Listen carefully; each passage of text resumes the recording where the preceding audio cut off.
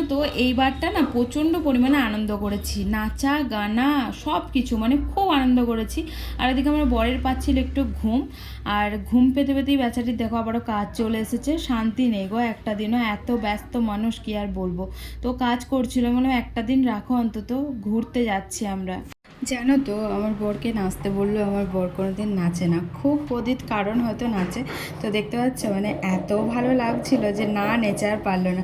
আর এখানে একটা গান হচ্ছিল যেটাতে আমাকে মিউট করে দিতে হয়েছে, না হলে কপিরাইট চলে এসেছিলো। একবার আপলোড দিয়েছিলাম, তারপর কপিরাইট এসছে, তারপর ওটা মিউট করে আমি তোমাদেরকে ভয়েস দিচ্ছি। আর এত পরিমাণে আওয়াজ আমাদের বিল্ডিং।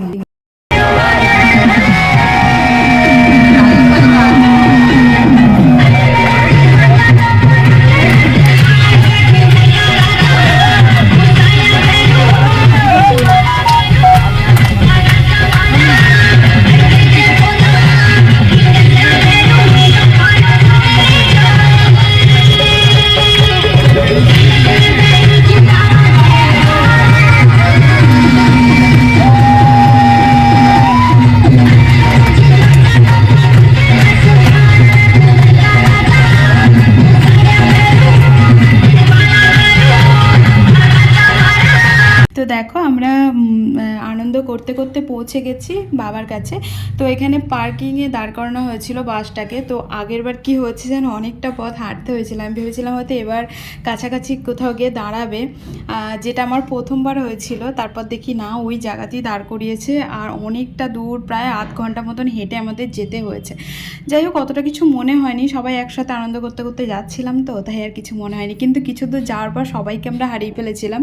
ওই একটা দাদাই শুধু আমাদের ছিল সাথে, যে গাইড করে নিয়ে যায় প্রত্যেকবার। তবে আমরা অতবার গেছি তো চিনে গেছি সব কিছু, এই যে দাদাটা। তো ইনি আর কি গাইড করে আমাদেরকে, এই তিনজনই আমরা একসাথে ছিলাম, আমি, সঞ্জু আর ওদিকে ওই দাদাটা। বাদ বাকি কোথায় সব চলে গেছিলো কাউকে খুঁজে পাচ্ছিলাম না তেমনভাবে। আর এই যে বাবার একদম দরজার কাছে পৌঁছে গেছি। এখানে কতগুলো ফটো ভিডিও করা তো যাচ্ছে না, কারণ এত মানুষের ভিড়, ঠিকঠাক ফটো তোলাই যাচ্ছে না। ফটো একটা তুলতে গেলেই সেখান থেকে মানুষ চলে যাচ্ছে সামনে দিয়ে। আর এখানে তারপর নেওয়া হলো ফুল, কারণ বাবার কাছে তো ফুল দিতে হয়, বাবার হচ্ছে ফেভারিট হচ্ছে ফুল, গোলাপ ফুল। তো দুটো নিয়ে নিয়েছিলাম, আর কি সুন্দর দেখো ফুল দুটো, জল দেওয়া ছিল। তারপর এই যে এখন আমরা দাঁড়াবো লাইনে, তার আগে প্রসাদ কিনবো। প্রসাদ কেনার পর লাইনে দাঁড়াবো। আর এই যে দোকানে এখন আমি দাঁড়িয়েছিলাম, সঞ্জু এখান থেকে প্রসাদ নিচ্ছিল। এখানেও গোলাপ পাওয়া যাচ্ছিলো, আগে জানলে এখান থেকেই নিয়ে নিতাম। তারপর এই যে